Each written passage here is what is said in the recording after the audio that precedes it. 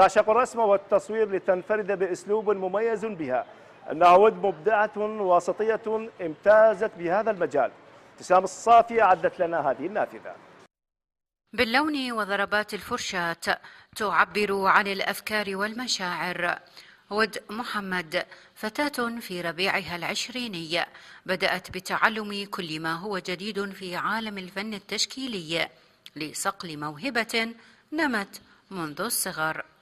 بدأت موهبتي من الصغر واستمريت عليها لحد ما نميتها ودخلت المعهد.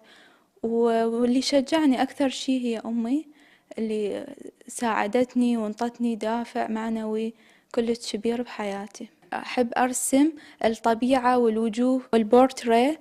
الرسم هو إرادة وإصرار، كل ما صارت عندنا إرادة وإصرار راح نستمر وراح نقدم أشياء ما نتصورها بحياتنا. لديها طريقة وأسلوب بمزج الألوان بتناغم يضفي لمسات جمالية على لوحتها المستوحاة من الطبيعة والشخوص والتراث.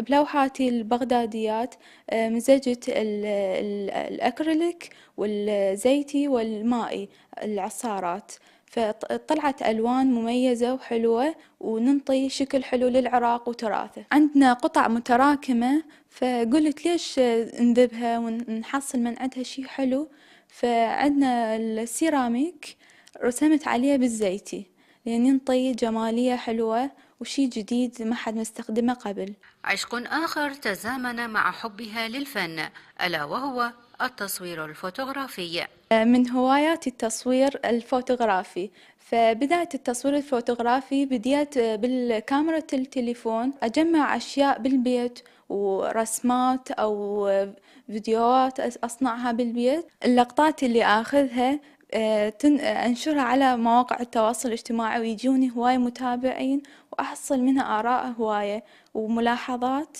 تنطيني تطورني وتحسن من مستواي. الفن أصبح هدفا ووسيلة لتحقيق ما تصبو إليه هذه الفتاة لتترك انطباعا مؤثرا على أعمالها الفنية. لبرنامج نوافذ واسطية، ابتسام الصافي.